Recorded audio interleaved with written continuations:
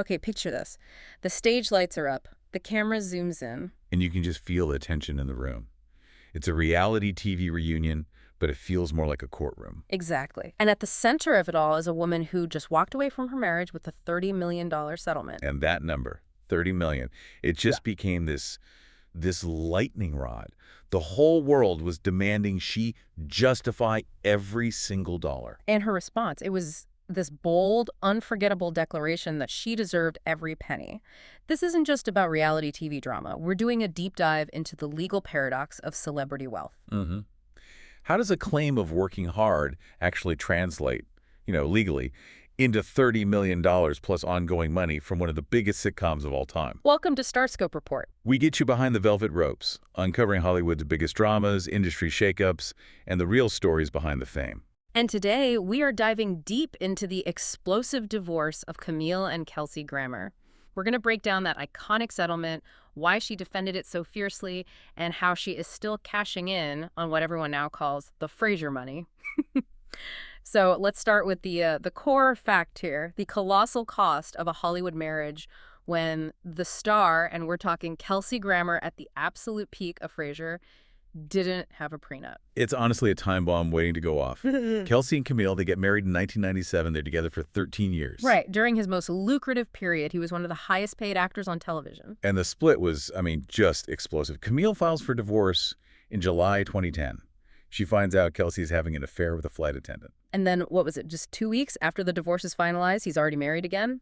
To his fourth wife, Kate Walsh. That speed, that tells you everything you need to know about how bitter and acrimonious this whole ending was. And that acrimony was expensive. Because with a no prenup in California, community property law just kicks in. Yep. The total marital estate, so all the wealth they built up during those 13 years, was estimated at around $60 million. Which means legally, Camille was entitled to half. No questions asked. That's where that base number of $30 million comes from. It came as, cash and real estate, including that huge Malibu mansion she later sold for $13 million. So in the eyes of the law, the 30 mil wasn't really up for debate. It was just dividing joint property. Right. But then you fast forward to 2019, Camille is back on the Real Housewives of Beverly Hills. She walks onto that reunion stage, and she knows. She knows everyone is coming for her about the money. And she was absolutely ready for a fight. This is where we get the quote that became instantly iconic. She's defending her right to this huge payout, and she fires back with, "I just didn't sit back buying fancy clothes and shoving bonbons in my face. I worked hard." The bonbon defense? It was such brilliant TV because it was so easy to mock, Oh, completely. But it went viral because the claim seemed so out of touch compared to the sheer amount of wealth we're talking about. And the drama just got dialed up to 11 because Denise Richards was sitting right there. Mm-hmm. And Denise had already taken this moral high ground about her own split from Charlie Sheen, basically saying she didn't take him to the cleaners because she wasn't a greedy foreign whore. So then she turns to Camille with this perfectly loaded question and just asks, "Do you like bonbons?" The optics were just terrible for Camille. But here's the thing that's so interesting. If the $30 million was already legally guaranteed, why does she even need the "I worked hard" defense? That's the real question. Was it just for the cameras, or was she arguing for something else? Feels like she wasn't defending the lump sum. That was a done deal. Right. She was arguing for the principle of her contribution. And that principle was about to become critical for securing the second, and arguably more important, financial stream. And that's where things get really complex. Because that next financial battle involved Kelsey trying this massive power play to just get on with his personal life. But it would end up costing him. And speaking of those financial lifelines, after the break, we're going to dive into the legal maneuver Kelsey used to get remarried fast and how it actually opened the door for Camille to secure even more. Okay, so Kelsey wanted out fast. So he uses this tricky legal maneuver called bifurcation. Bifurcation? What exactly is that? It sounds complicated. It kind of is. In California, it lets a court grant the divorce decree first. So on paper, you become legally single immediately. So he could remarry Kate Walsh right away. Exactly. But, and this is the huge but, it suspends the division of the marital estate. All the complicated money stuff gets put on hold to be sorted out later. So he basically bought himself speed. He paid for his freedom by giving up control over the financial timeline. Precisely. And Camille actually opposed it. She was worried about losing what her lawyers called uncertain rights to this massive, still undivided estate. And that estate was initially estimated at what, like 120 million? That was the initial high-end estimate, yeah. So beyond that initial $30 million payout, the long-term support they hammered out it's just staggering. Oh, it's not just about property anymore. Not at all. Camille was awarded 50% of Kelsey's 401k balance from during the marriage. Okay. And she was awarded a combined $41,000 a month in spousal and child support. $41,000 a month. From the outside, that sounds like, I mean, even for Hollywood, that sounds like a massive number. What's the legal thinking there? This is where her "I worked hard" defense actually finds its legal footing. It's a concept called sweat equity. Sweat equity. Let's break that down. Think of it like investing in a startup.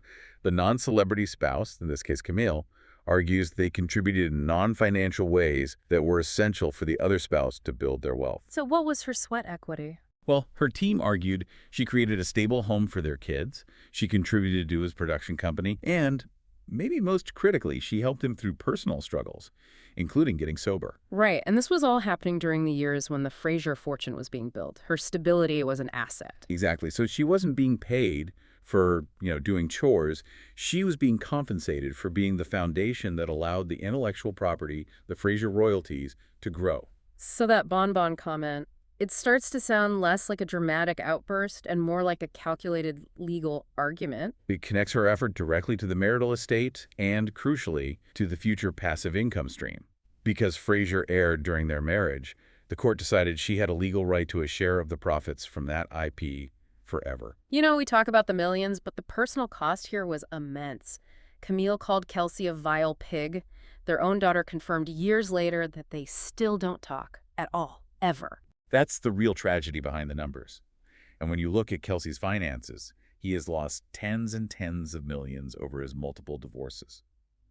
This case really set a precedent for how enduring residuals are handled. If you are fascinated by these high-stakes Hollywood financial showdowns, you should definitely hit that subscribe button, because coming up next, we have the ultimate flex, Camille's public thank you to her ex-husband.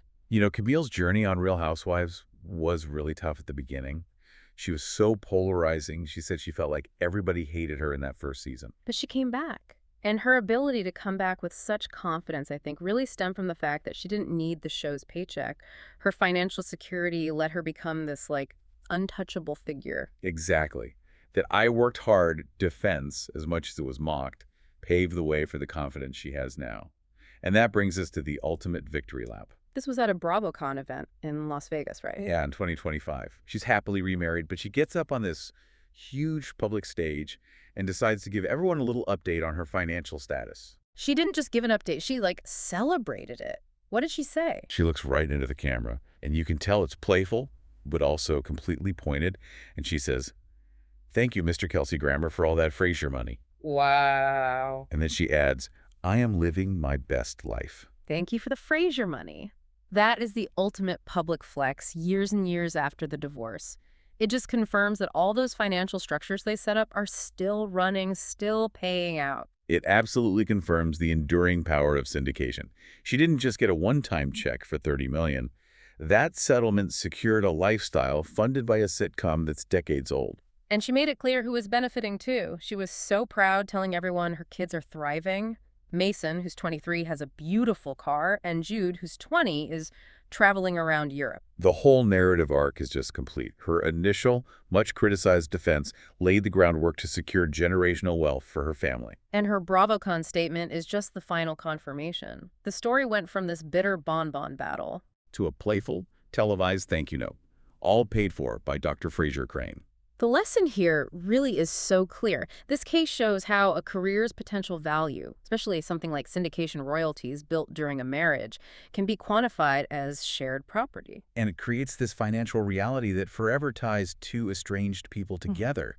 I mean, whether they speak or not, as long as those royalties are printing money, they're still, in a way, business partners. It's the ultimate financial entanglement. You've been listening to Starscope Report, where we uncover the stories shaping Hollywood, music, and pop culture. Thanks for tuning in, and don't forget to subscribe for more stories that keep the stars shining.